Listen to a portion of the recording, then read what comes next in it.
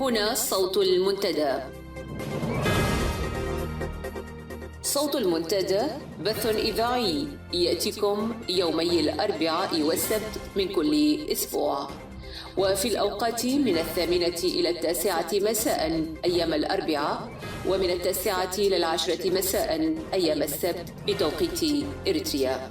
صوت المنتدى على الموجة القصيرة 15245 كيلو هرتز أو 19 متر باند.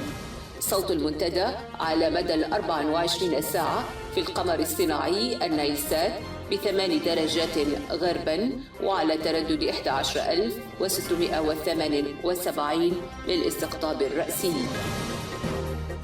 صوت المنتدى علم مستقل وحوار وطني بناء. صوت المنتدى.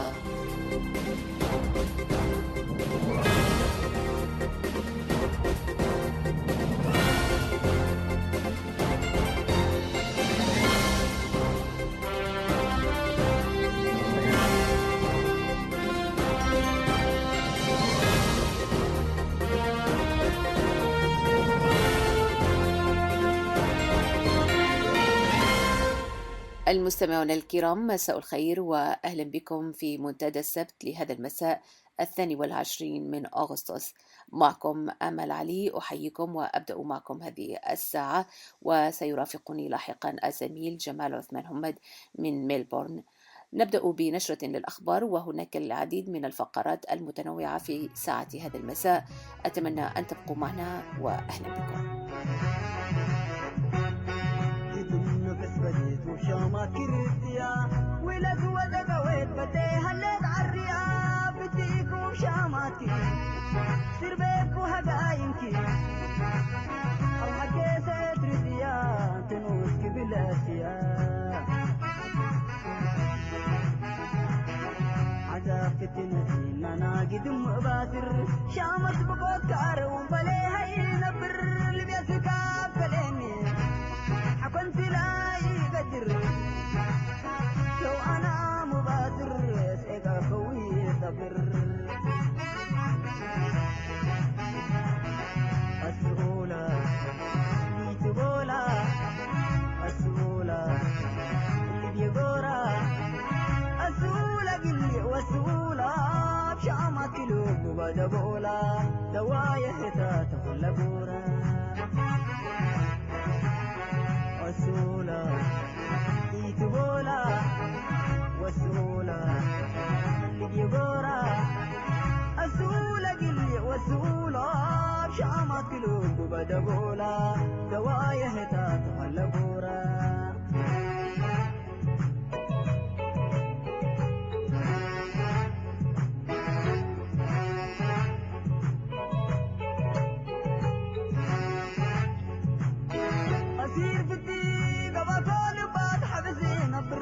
وانا قدمت حلل قول هلاتي يمر سنين وادي وايام اقلع اني صبر رحيلة لسن باويسو من كشيت بيتر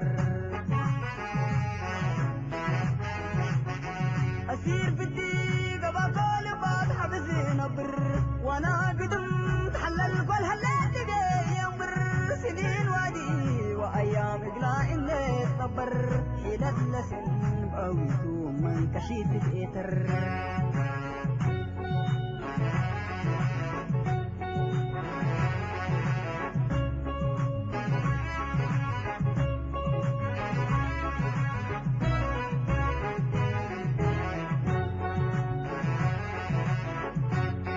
يدوم نفس بديت وشامات كريتيا ولد ودق ويت بديها اللي تعريا بديكو شاماتي سير بيكو هداينكي أروح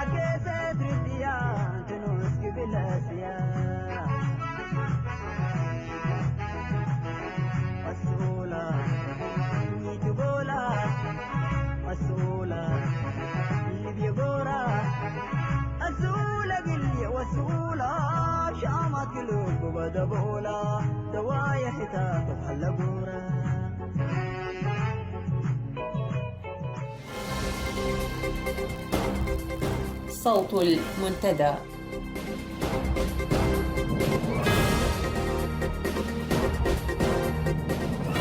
في نشرة هذا المساء: ترتيبات بين أفرقي وعبد ربه بإشراف قطري لإنزال عسكري من ميناء مصوع، وإريتريا والصومال تنضمان إلى التحالف العربي حسب جريدة الشرق الأوسط. مقتل 25 لاجئ على يد عصابات شادية واختطاف آخرين. أمن النظام يختطف لاجئين من معسكر الشجراب.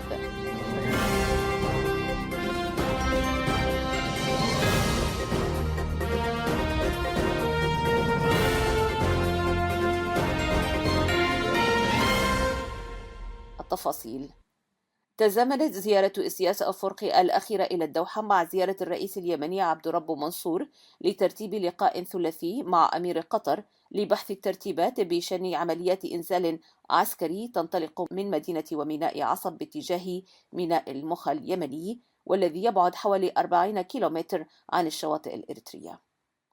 هذا وقد سبق زيارة ترتيبات عسكرية تقوم بها القوات الإماراتية في مدينة عصب بالتنسيق مع القوات البحرية الإريترية.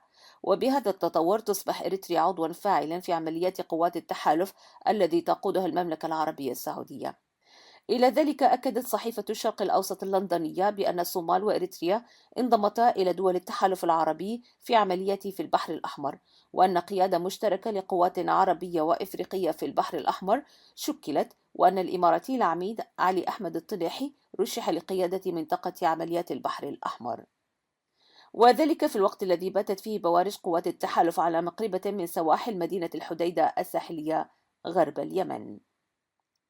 من جهته يسعى نظام الطاغية إسياس أفورقي جاهدا إلى استثمار هذه الحرب للخروج من أزماته المالية والسياسية دون حساب للأيام القادمة، وما تحمله من مفاجآت قد لا تكون في مصلحة الشعب الإريتري، إذ أن الصراع في اليمن لا يمكن حصره في صراع داخلي بين الشرعية وقوى انقلابية، بقدر ما يمتد جذوره إلى تعقيدات بين القوى الإقليمية وحالة من الاستقطاب الحاد، والذي سيكون له نتائج وتأثيرات كبيرة مستقبلا. اعترضت عصابات تشادية مسلحة مجموعة من اللاجئين الإريتريين المتنقلين عبر السودان قبل 15 يوما، وفتحت عليهم النيران فقتلت 25 لاجئا إريتري كانوا في طريقهم للبحث عن مكان آمن بعد أن ضاقت بهم الحياة في بلادهم. كما تعرضت سيارة أخرى كانت تضم إريتريين وإثيوبيين لوابل من الرصاص، مما دفع بسائقها للهرب بسرعة هستيرية. تساقط على إثرها من كانوا على متن السيارة ليطالهم الموت والكسر وأضرار جسيمة. تلا ذلك عملية اختطاف من قبل العصابات التشادية لسيارة أخرى، وأخذت جميع ركابها رهائن لينضموا لمجموعات أخرى تمت عملية اختطافهم في مراحل سابقة، بينما اللاجئين الإريتريين بين قتيل وجريح ومختطف اختفى عن الأنظار السماسرة الذين حركوهم من الخرطوم. اختطفت استخبارات النظام القمعي الحاكم في إريتريا 3 لاجئين إريتريين كانوا قد سلموا أنفسهم قبل 8 أيام للسلطات السودانية في معسكر الشجراب بهدف حمايتهم، وقد تمت هذه العملية الإجرامية بتعاون أمن النظام الإريتري مع بعض السودانيين. ففي مساء 17 من أغسطس الحالي تقدم أفراد يرتدون زيا مدنيا وبصحبتهم سودانيين وطلبوا من 3 لاجئين إريتريين الذهاب معهم لاستكمال إجراءاتهم في المكتب، وبهذا تمت عملية استدراجهم لركوب سيارة تويوتا كانت بحوزتهم. هذا وقد أفادت مصادرنا من عين المكان أن ال3 المختطفين هم من أفراد خدمة العبودية المسمى بالخدمة الوطنية، وهم أبيل نرأيو، فيليمون يماني، وسعيد منصور. جدير بالذكر أن اختطاف اللاجئين الإريتريين من قبل أجهزة الأمن التابعة للنظام المستبد في أسمرة أصبح أمر معتاد لكثرة تكراره، فهي قادرة على اختطاف أي فرد متى شاءت. لهذا يضطر اللاجئ إلى الدخول إلى المدن السودانية علّه يتمكن من الاختباء من نفوذ أمن النظام بمعسكرات اللاجئين في السودان. نهاية النشرة.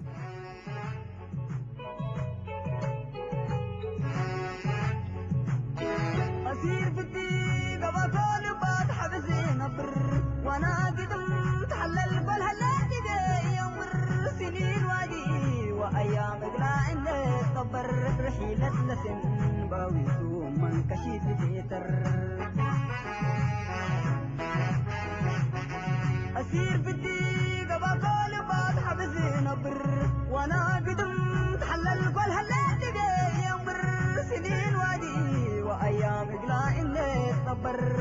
حيلة لسن بقويتو من كشيت بإيتر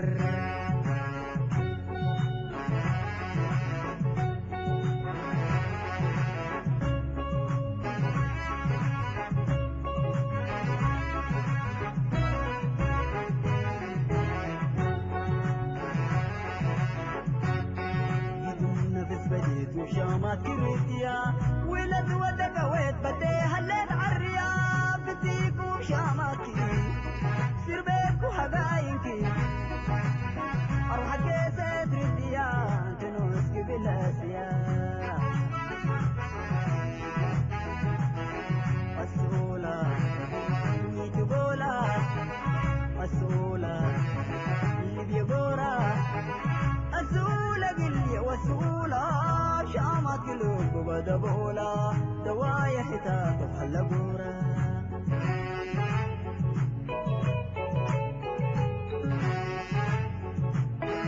أسير في الدقيقة بقول بعد حبسي نبر وأنا قدمت على القل هلات يمر سنين وادي وأيامك لا إنك صبر حيلة لسن بقويتو من كشيت الإيتر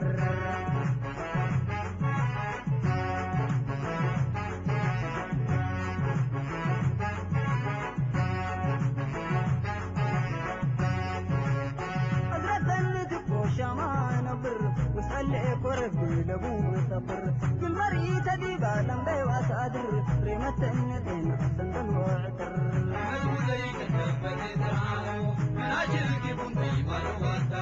ترحي من الحالة جم باسر بالمريت مثل شمال سافر شبيب هامل مثل أولاد بربر أبوه الكسبر يجيبوا ما صبر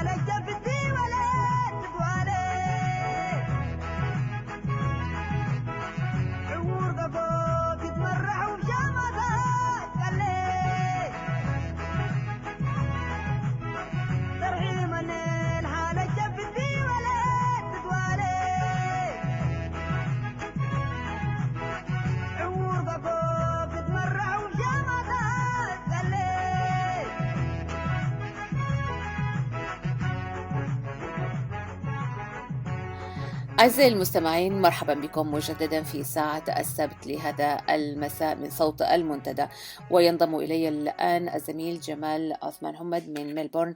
مساء الخير جمال وأهلا بك. مساء الخير أمال، ومساء الخير المستمع الكريم، وأهلا وسهلا بك أمال بعد الغيبة التي استمرت أسبوعين أو 3 تقريبا. نعم. الله يخليك، يا هلا بك جمال. طيب أعزائي المستمعين، اليوم سنقف والزميل جمال على يعني رصد عام للحالة التي يمر بها العمل السياسي المعارض وعموما الأحوال على مستوى يعني الوطن والشعب. وسنركز اليوم بشكل خاص تحديدا أخ جمال على يعني مجموعة من القيم والمفاهيم التي تعتبر هي من المرتكزات الأساسية ليس في العمل المعارض فقط، ولكن على مستوى التشكيل النفسي والسياسي والاجتماعي والبنيوي لنا كشعب وكدولة مستقبلا جمال.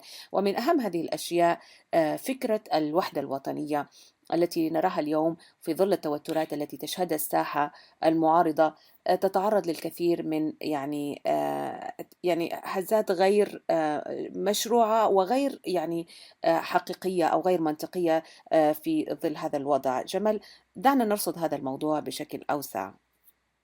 نعم آمال، في بداية هذه الحلقة أقول أنه الوضع الإريتري عموما حكما ومعارضة يمر بمرحلة يمكن تسميتها إذا صحت التسمية بالمأزومة، الوضع المأزوم. هذا الوضع المأزوم دائما ما يفرز أشكال محددة من العلاقات البينية، وأشكال محددة أيضا من العمل السياسي، يعتبر إلى حد ما يعني يعني ما يمر أو ما يكون في السياق العام لتطور الشعوب. نعم. من هذا أو هذه الأزمة أيضا تعبر عن رأيها أحيانا باستخدام مصطلحات غير صحيحة في توصيف حالات، سواء كانت داخل البلاد أو خارج البلاد، سواء كان توصيف النظام نفسه أو توصيف الحالة البينية بين فصائل المقاومة الإريترية المؤتلفة في ائتلافين كبيرين. يعني هذا التوصيف أحيانا يطلقه سياسيون، وبعد ذلك يتم التعامل معه وكأنه هي حالة صحيحة لتفسير بعض المنعطفات التي تمر بها الساحة الإريترية، سواء كانت المعارضة أو داخل الحكم.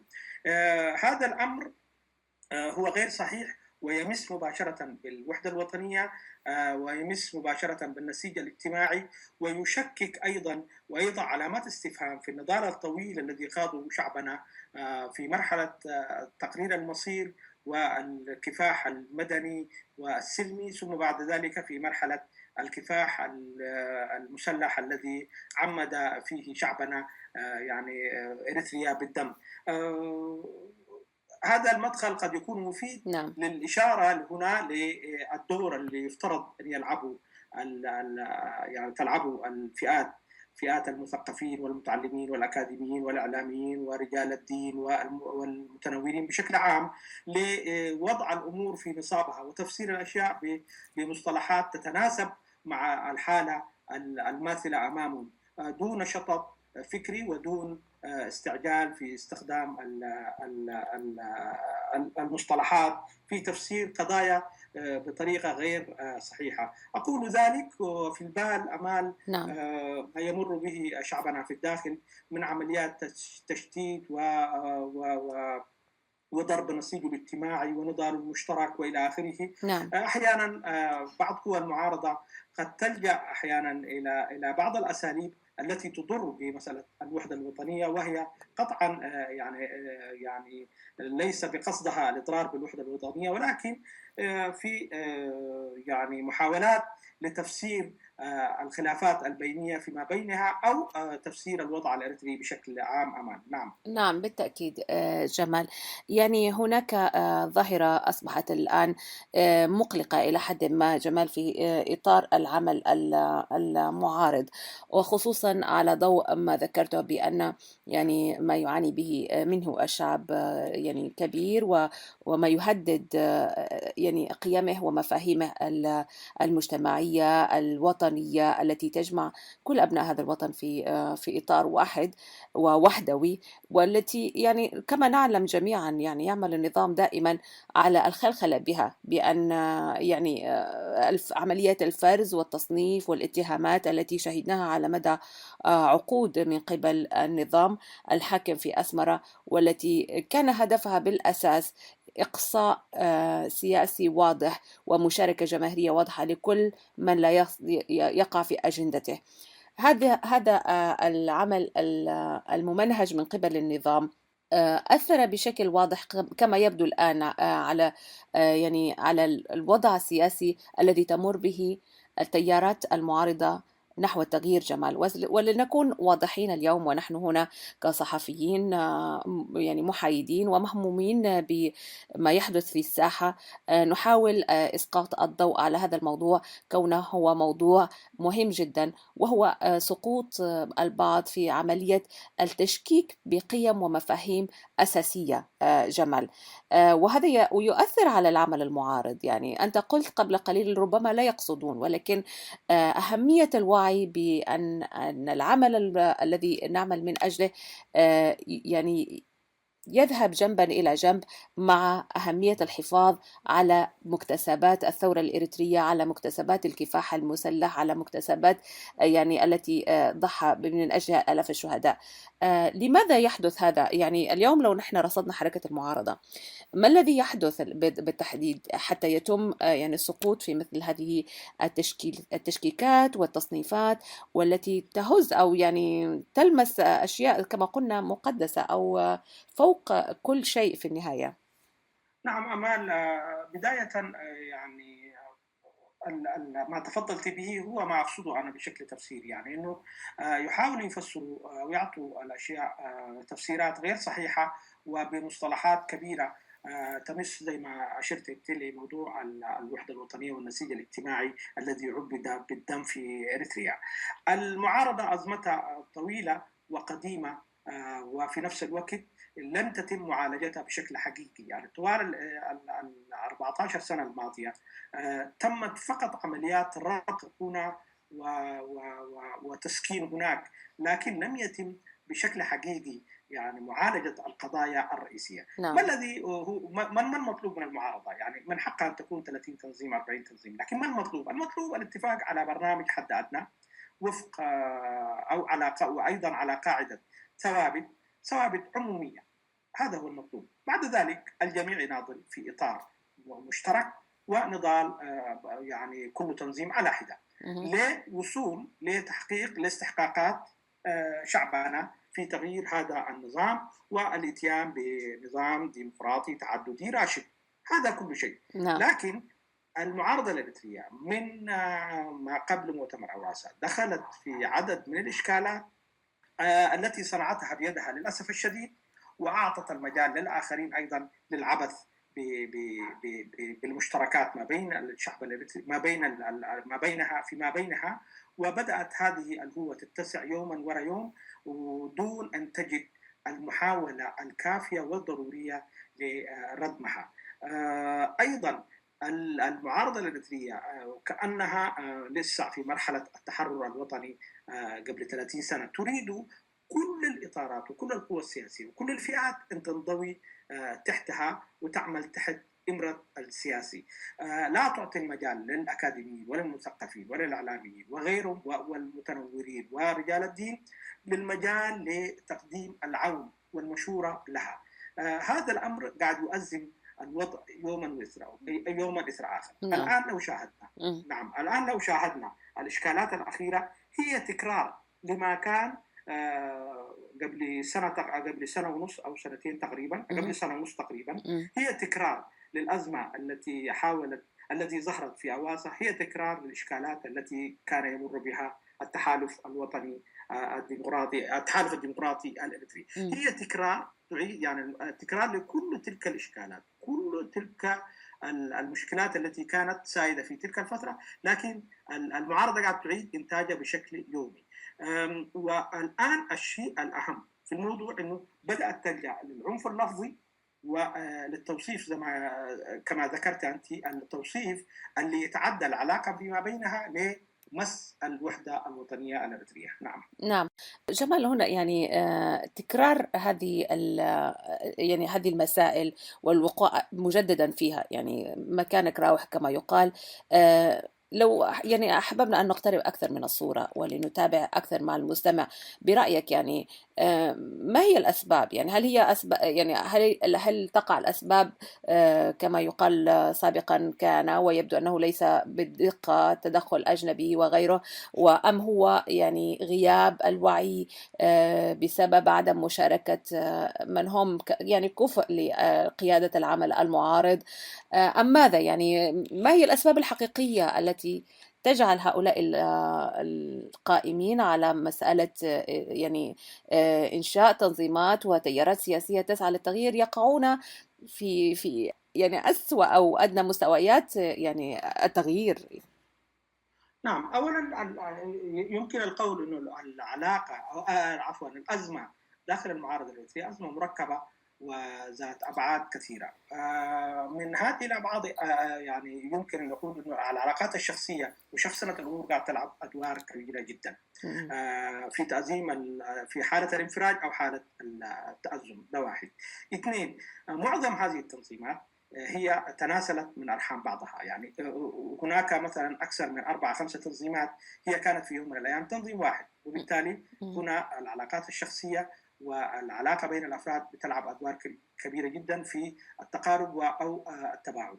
ثلاثة، في مشكلة في فهم العمل الجبهوي. يعني العمل الجبهوي يبدو أنه في إشكال في فهمه، لأنه يعني تفرق بين أنه تتعامل جوا تنظيم واحد يؤمن بفكرة واحدة وبهيكلية واحدة ورؤية واحدة وقيادة واحدة، وبين أنه تتعامل مع عدد من التنظيمات في ائتلاف.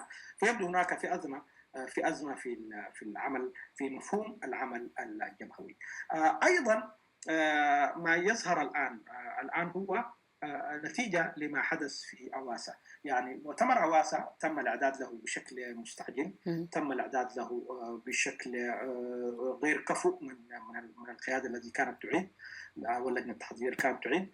تم فيه حشد كبير جدا دون الانتباه للنوع، وبالتالي لما الناس وصلت القاعة بدأت الأوراق المعدة من اللجنة المنظمة للمؤتمر بدأت يعني تتجاوزها القاعة لطرح مشكلاتها الخاصة. وافتكرت الناس أيضا واحدة من الإشكالات اللي حصلت إنه مؤتمر أواسا هو البرلمان الإريتري، وأدوه توصيفات لأنه أصلا الإعداد كان في مشكلة في الإعداد، إنه هذا مؤتمر القوى الوطنية الساعي للتغيير ولا هو ده برلمان إريتري ولا هو، يعني الموضوع ما كان مفهوم.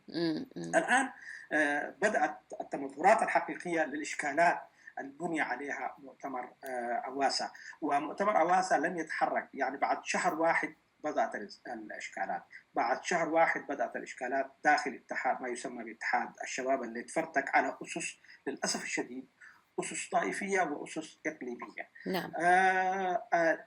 أخيرا أقول إنه واحدة أيضا من المشكلات إنه نفس يعني الرموز والشخصيات اللي قاعد تلعب أدوار داخل المعارضة هي نفسها من 10 سنين، وبالتالي هي التي تنتج الأزمة وهي التي يعني تصنع هذه المشكلات. هذه الرموز أو لو إذا صح التعبير أو هذه الشخصيات إذا كان تمت محاسبتها داخل تنظيماتها بشكل حقيقي لما كانت تمادت في خلق مثل هذه الإشكالات وجرت الناس سواء كان قواعدها أو غيرها لمشكلات يعني بدأت تعصف بالعمل الإريتري المعارض بشكل عام. فهي صورة مركبة ومعقدة، لكن أيضا الحلول سهلة. إنه لو الناس فهمت إنه هذا هو عمل جبهوي يجب الاتفاق على برنامج حد أدنى بسيط للوصول إلى إسقاط النظام أو تغيير الوضع في إريتريا، ثم بعد ذلك الشعب الإريتري كفيل يعني من خلال صناديق الاقتراع ومن خلال الديمقراطية باختيار ما يشوفه مناسب لحكم إريتريا سواء كان ائتلاف أو حزب واحد أو حزبين. نعم. إذن أخ جمال، يعني تماما كما ذكرت أنت أن يعني مسألة الوقوع في مثل هذه الأزمات هو يأتي نتيجة لتكرار إنتاج هذه الأزمات بنفس الأشخاص وبنفس المفاهيم وغيره. ونقطة مهمة ذكرتها هنا في تحليلك ورصدك لهذه الظاهرة في أن يعني هذا العمل عموما لا يخضع لعملية مراقبة ونقد ذاتي، وبالتالي يعني الخروج منه إلى يعني مرحلة متقدمة في العمل يعني السياسي العام الذي تخوض هذه التنظيمات وهؤلاء الأفراد. المشكلة أيضا جمال هناك هذه الظاهرة في الخلافات الفردية وفي التقسيمات التي تحدث في المسار العام لأي تنظيم سياسي أو أي تجمع أو نشاط حقوقي اجتماعي سياسي. هي شيء طبيعي نتيجة اختلاف الأفكار ووقوعها في المحك. هذا شيء نتوقعه ونراه في كل يعني مكان في هذا العالم. ما يسيء اليوم لمرحلة عملية التغيير نحو إريتريا ديمقراطية هو يعني هذه التصنيفات وهذه يعني الشتم العلني والقذف وغيره من التجريح وغيره مما لا يساعد على تجاوز هذه الإشكالات والنظر بموضوعية إلى الحلول جمال، والتي نتمنى أن يكون كل من يعمل في العمل العام واعيا لضرورة أن يتعامل بموضوعية بغض النظر عن الخلافات وعدم الاتفاق على كل الآراء وغيره. جمال، في إطار هذا الوضع عموما وفي ختام هذا الرصد لعملية ما تمر به يعني أو الأزمة السياسية التي تمر بها التنظيمات والتجمعات الإريترية عموما، ما هي آفاق الحلول التي قد نراها كمراقبين يعني بشكل محايد وموضوعي من على بعد مثلا؟ نعم أمال، واحدة من الحلول الآن أنه على القوى المدنية والقوى المستنيرة المثقفين الأكاديميين أن يدخلوا بقوة في خط العلاقة بين التنظيمات الإريترية ويقدموا حلول لهذه التنظيمات من خلال عقد ورش العمل فيما بينهم وتقديم الحلول لمجمل أوضاع إريتريا وللمعارضة الإريترية ككل. ده واحد. اثنين، عمليا ما شاهدناه في جنيف يوضح أيضا واحدة من الحلول، أنه الجماهير العادية بقيادة بعض المجموعات المدنية والأفراد والجماعات استطاعت أن تنفذ عمل مهم جدا جدا لفت نظر العالم في جنيف. هذا أيضا شكل من أشكال الحلول العملية التي قدمت على الأرض. أيضا على المعارضة الآن يعني لكي تكون لاعب أساسي في عملية التغيير القادم، على الأقل أن تتجاوز، وهذا شيء طبيعي، تتجاوز خلافاتها من أجل الاتفاق على برنامج الحد الأدنى وتكون قوة فاعلة. الآن المصيبة إنه يا أستاذة، المصيبة الآن إنه المعارضة الإريترية هي خارج إطار الفعل اليومي، وبالتالي هي مرشحة على بعض حسب توصيفات مراقبين إريتريين وغير إريتريين إنه المعارضة الإريترية، وهذا شيء مؤسف جدا، سوف لا تكون اللاعب الأساسي فيما سيجري من داخل إريتريا بعد تغيير هذا النظام. وهذا ما أوضحته بشكل جلي عملية فورتو أو العملية البطولية لثوار 21 يناير في إريتريا. لكي يتم تدارك هذا الأمر عليها الآن أن تتجاوز كثير من خلافاتها، تتجاوز كثير من مشكلاتها، وعلى القوى المدنية وعلى الإعلام المستقل أن يلعب هذا الدور من أجل رتق وهدم الهوة بين مكونات التحالف الديمقراطي الإريتري أو المجلس الوطني الإريتري، وإلا سيكون هذا المجلس أو التحالف أبعد نفسه من التغيير القادم بنفسه دون أن يبعده أحد، والحياة وعجلتها لا تنتظر أحد كما هو معروف. نعم طبعا. عموما يعني نتمنى دائما ومن هنا من هذا المنبر التوفيق للجميع في سعيهم الذي يعني نضع فيه قبل كل شيء يعني الرغبة الجادة والهم الوطني والعمل بشكل جاد مهما نتج عنها من خلافات ومن أزمات في نهاية الأمر. جمال، ونحن هنا في صوت المنتدى دائما نقدم صوتنا كمراقب محايد يحاول أن يعني يرفض هذا التيار بالمعلومة وبالكشف عن ما هو موقع ضعف و التحريض على القيام بالمزيد من العمل والاجتهاد في سبيل أن نذهب سويا معا وقريبا إلى هدفنا في التغيير الديمقراطي في إريتريا. شكرا لك جمال وسعيدة بعودتك، ونلتقي إن شاء الله الأسبوع القادم في رصد آخر لمواضيع أخرى تهم المستمع والشعب الإريتري عموما.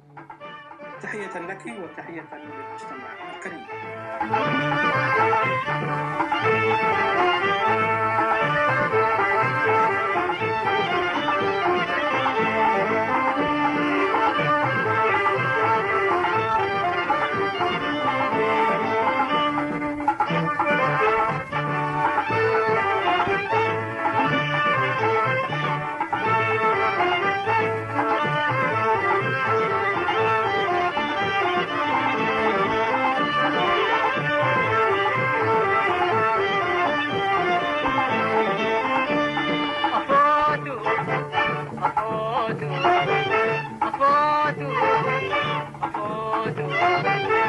عفو أباش حقدينا وفتاينا بينا أو يفوتوا أفوتوا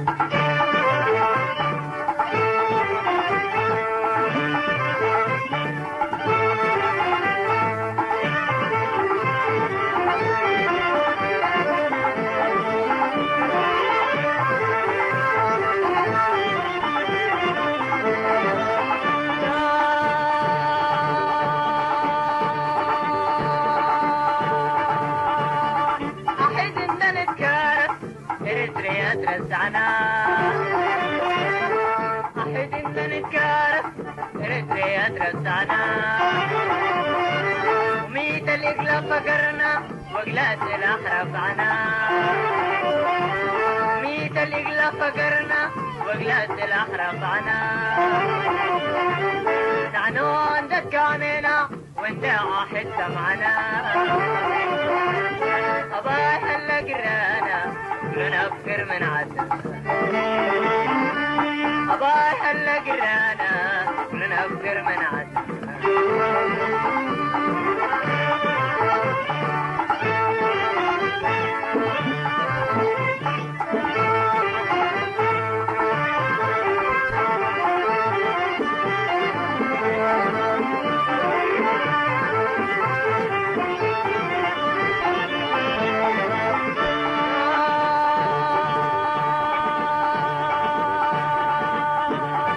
أحد إن نتكارف إريتريا ترزعنا أحد إن نتكارف إريتريا ترزعنا نعنو عندك كامينا وانت واحد سمعنا نعنو عندك كامينا وانت واحد سمعنا نعنو عندك كامينا وانت واحد سمعنا أباي هلا قرانا لنفكر من عدنا أباي هلا قرانا لنفكر من عدنا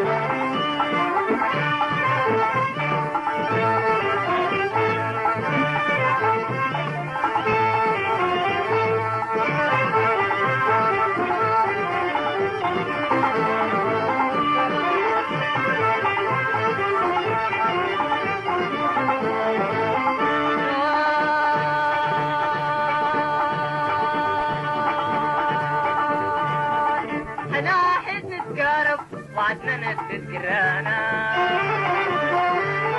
حناحد نتقارب وعدنا نتذكرانا دعنا دقت أمحرا وانت دتو دقانا دعنا دقت أمحرا وانت دتو دقانا ريتريا تارفتا ويتحدك الأكانا حنعزم طلبنا لي على سهقانا حنعزم طلبنا لي على سهقانا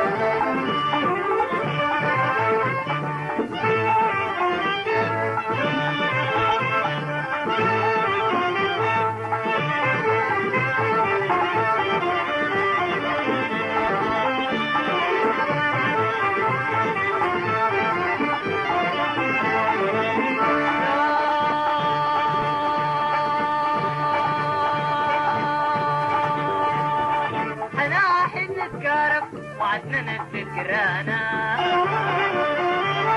حناحد نتقارب وعدنا نتذكرانا تعنا دقت أمحرا وانت دتو دقانا ريتريا تارفتا ويتحدك لكانا وحنادم طلبنا لي على السقيانا حنادم طلبنا لي على السقيانا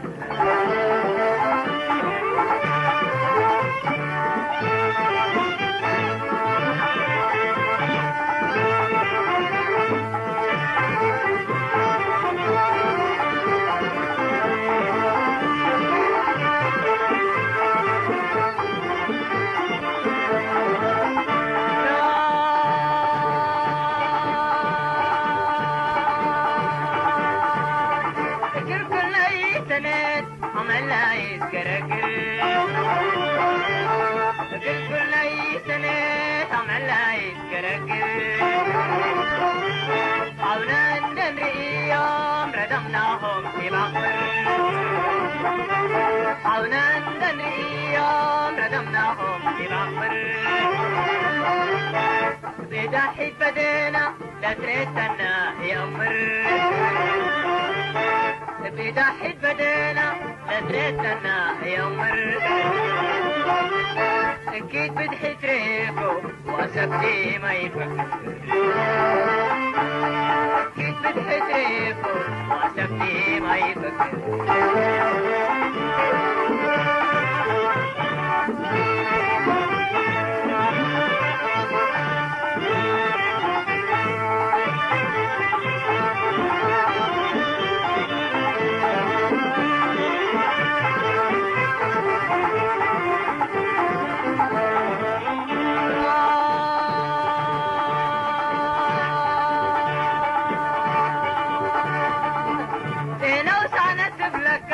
وددها اللي يتسجل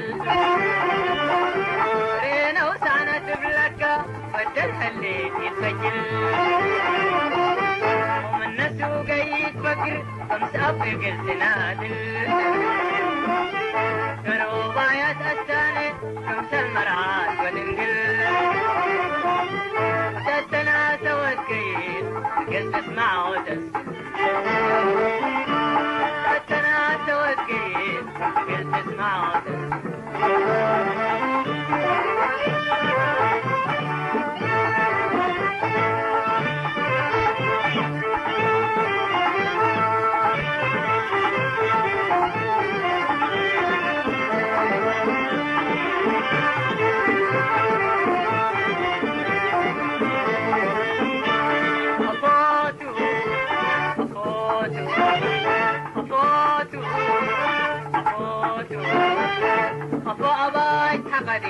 وفتاينا بينا أو يفوتوا أفوتوا. صوت المنتدى.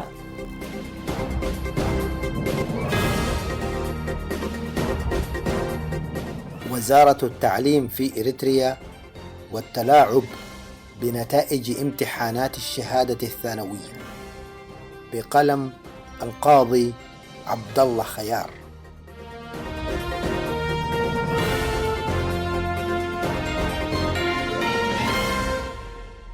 من خلال متابعتنا المتواصلة للمشهد الإريتري في الداخل والخارج، خاصة فيما يتعلق بالحقوق المهدرة هناك، نجد أن أهم حقوق الإنسان الأساسية التي تعرضت للانتهاك في إريتريا حق الإنسان في التعليم. وربما لم نساهم كثيرا في تسليط الضوء على هذا الانتهاك الخطير من قبل النظام الحاكم، إلا عرضا ضمن السياق العام لانتهاكات حقوق الإنسان في إريتريا. في هذا المقال سوف نتعرض بشيء من التفصيل لهذا الانتهاك الخطير على ضوء تصريح وزارة التعليم في إريتريا حول النتائج النهائية لطلاب الدفعة 28 الذين جلسوا لأداء امتحان الشهادة الثانوية. حق الإنسان في التعليم يعتبر حقا أساسيا من حقوق الإنسان العادي، وكل الوثائق الصادرة من المنظمة العالمية لليونسكو قد أكدت على هذا الحق وعرفته بأنه حق مسموح به وينتفع منه أي شخص بدون تمييز أو أفضليات أخرى. وفي مجال حقوق الإنسان يعتبر الحق في التعليم أمرا ضروريا لضمان ممارسة الحقوق الأخرى، فمن البديهي أن الإنسان لا يستطيع التعرف على حقوقه دون أن ينال قسطا كافيا من التعليم. إذن ومن البديهي أيضا أن يتقدم حق التعليم على كافة الحقوق الأخرى، لأن التعليم يساهم في تعزيز القدرات الفردية للإنسان، وهو حق غير قابل للتصرف، ويشمل ذلك مجانية التعليم وإلزاميته. ولمزيد من الفهم والوضوح لابد أن نستعرض ما جاء في المادة 26 من الإعلان العالمي لحقوق الإنسان التي تتحدث عن حق التعليم، والتي تنص: 1. لكل شخص الحق في التعليم، ويجب أن يوفر التعليم مجانا على الأقل في مرحلتي الابتدائية والأساسية، بحيث يكون التعليم الابتدائي إلزاميا، ويكون التعليم الفني والمهني متاحا للعامة، ويكون التعليم العالي متاحا للجميع تبعا لكفاءتهم. 2. يجب أن يستهدف التعليم التنمية الكاملة لشخصية الإنسان وتعزيز احترام حقوق الإنسان والحريات الأساسية، كما يجب أن يعزز التفاهم والتسامح والصداقة بين جميع الأمم وجميع الفئات العنصرية أو الدينية، وأن يؤيد الأنشطة التي تطلع بها الأمم المتحدة لحفظ السلام. 3. للآباء الحق الكامل في اختيار نوع التعليم الذي يعطى لأبنائهم.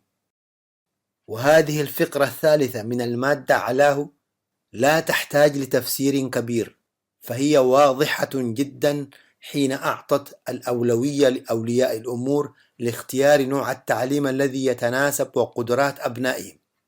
لكن والحق يجب أن يقال بصوت عالي: الحكومة الإريترية سلبت هذا الحق المشروع من الآباء حينما تدخلت وأجبرت الطلاب على القبول بخيارات لا تمت بصلة لرغباتهم الحقيقية، حينما اختارت الحكومة الإريترية بأن يكون التعليم في الصف 11 و12 في منطقة ساوا العسكرية.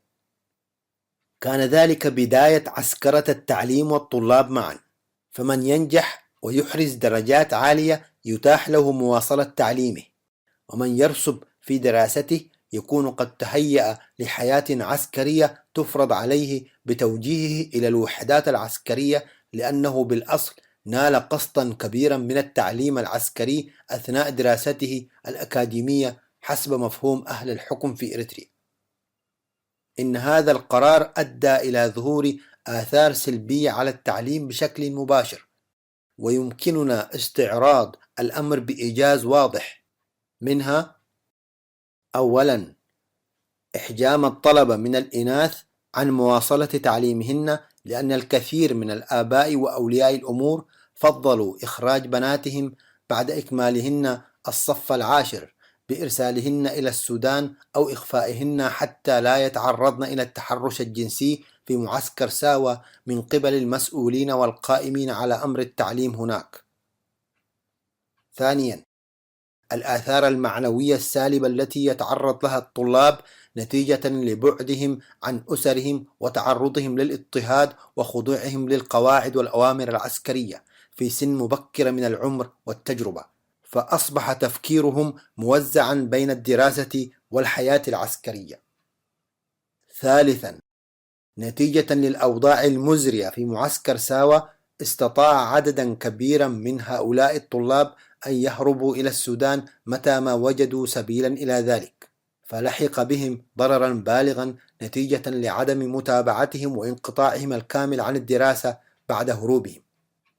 رابعا، سوء التغذية واعتلال صحة الطلاب بسبب الوجبات الرديئة التي تقدم لهم داخل المعسكر. خامسا، عدم توفر العدد الكافي من المعلمين ذوي الكفاءة المهنية أدى بدوره أيضا إلى ضعف التحصيل العلمي. كل هذه العوامل وغيرها أدت إلى تدهور نسبي في مستوى التعليم، ولكن إذا تفحصنا المشهد أمامنا جليا نرى أن ما يجري في أروقة وزارة التعليم في إريتريا أمر فظيع بكل المقاييس.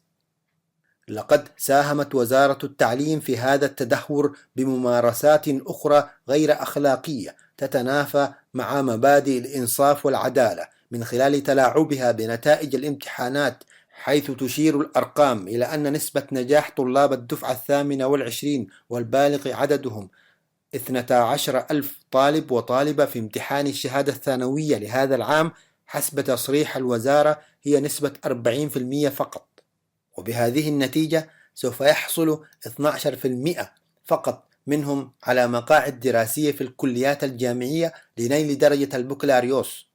أما النسب المتبقية وهي 28% سوف يتم قبولهم في المعاهد الفنية لنيل درجة الدبلوم، ونسبة الرسوب وصلت 60%. وهؤلاء الذين رسبوا فإن مصيرهم المحتوم هو الالتحاق بالجيش. وبقليل من الفهم نجد أنه ومهما كان تدهور التعليم لا يمكن أن تصل نسبة الرسوب لهذه الدرجة العالية من التدني إلا إذا كانت هناك أمور أخرى تحدث في الخفاء ووزارة التعليم في إريتريا تتكتم عليها أو لا تريد الإفصاح عنها. وهذه هي الحقيقة الواضحة للجميع، أن وزارة التعليم تتلاعب بنتائج الامتحانات النهائية للطلاب ويتم ترسيبهم عمدا حتى يتمكنوا من إلحاق أكبر عدد من الطلاب والطالبات بصفوف الجيش بحجة أنهم رسبوا في الامتحانات، ورفع نسبة النجاح من جهة أخرى بحيث يكون عدد الملتحقين بالجامعة قليلا جدا لا يتناسب مع العدد الكامل الذي أدى الامتحانات. من حق هؤلاء الطلاب أن ينالوا النتيجة الحقيقية التي حصلوا عليها عبر امتحانات نزيهة يخضع لها الجميع على أساس الكفاءة والإنصاف وليس الغش. وزارة التعليم ليس من حقها التلاعب بمصيرهم ومستقبلهم، بل الالتزام بواجباتها المفروضة عليها، وأن تهيئ لهم الظروف الملائمة للدراسة والتحصيل العلمي الجيد، وذلك بتحقيق الإنصاف في التعليم، سواء كان ذلك على مستوى إتاحة التعليم أو عمليات متابعة نزاهة التعليم ونتائجه. على ضوء ما تقدم ذكره من حقائق، لدينا الآن قناعة تامة بأن وزارة التعليم تتلاعب بنتائج الامتحانات، ولأن هذه النسب المذكورة أعلاه والتي تم الإعلان عنها لا تعبر عن واقع الحال تماما، بل عن سياسة النظام الرامية إلى تجنيد الشباب في الخدمة العسكرية الإجبارية حسب ما خطط له منذ أن أعلنت الحكومة أن التعليم فوق الصف العاشر سيكون في معسكر ساوة. وما أعلنته وزارة التعليم من نتائج هذا العام أثار الرعب والفزع في نفوس الطلاب وأولياء الأمور. عليه إن ما تمارسه وزارة التعليم من ممارسات غير أخلاقية يعتبر في حقيقته الباطنة تزويرا يحاسب عليه القانون، بل يعتبر هذا النوع من السلوك المشين للجرائم الخطيرة التي تخل بالثقة، وواجب الالتزام بتوفرها في النتائج الحقيقية بإبدال الحقيقة بما يغايرها، ويعد هذا خرقا وانتهاكا لحق أساسي من حقوق الإنسان، وهو حق الإنسان في التعليم، ليضاف هذا الخرق المتعمد إلى الانتهاكات الأخرى التي تتحرى عنها مفوضية لجنة تقصي الحقائق حاليا كغيرها من الانتهاكات التي يتعرض لها شعبنا، لتدرج وزارة التعليم أيضا ضمن الوزارات والمؤسسات الأخرى التي ثبت علميا أنها تمارس انتهاكات ممنهجة ضد حقوق الإنسان. نرجو وننتظر أن يخضع هؤلاء المسؤولين في وزارة التعليم للتقصي وللمحاسبة على كل هذه الانتهاكات التي أدت إلى حرمان قطاع واسع من طلابنا من مواصلة تعليمهم.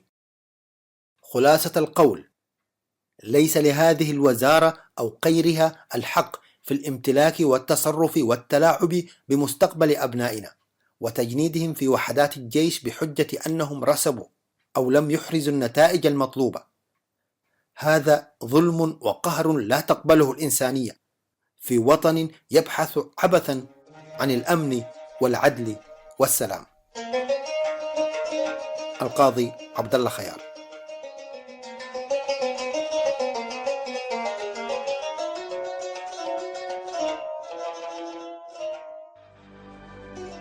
إلى ضباط العالم، من قصيدة للشاعر أبو القاسم الشابي. ألا أيها الظالم المستبد، حبيب الظلام عدو الحياة، سخرت بأنات شعب ضعيف، وكفك مخضوبة من دماء، وسرت تشوه سحر الوجود، وتبذر شوك الأسى في رباه. رويدك لا يخدعنك الربيع، وصحو الفضاء وضوء الصباح، ففي الأفق الرحب هول الظلام، وقصف الرعود وعصف الرياح. فتحت الرماد اللهيب ومن يبدر الشوك يجني الجراح. تأمل هنالك أنا حصدت رؤوس الورى وزهور الأمل، ورويت بالدم قلب التراب وأشربته الدمع حتى ثمل. سيجرفك السيل، سيل الدماء، ويأكلك العاصف المشتعل.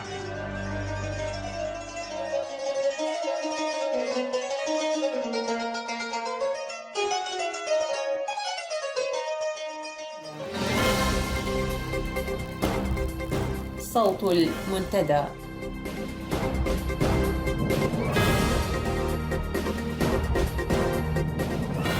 في نشرة هذا المساء: ترتيبات بين أفرقي وعبد ربه بإشراف قطري لإنزال عسكري من ميناء مصوع، وإريتريا والصومال تنضمان إلى التحالف العربي حسب جريدة الشرق الأوسط. مقتل 25 لاجئ على يد عصابات شادية واختطاف آخرين. أمن النظام يختطف لاجئين من معسكر الشجراب.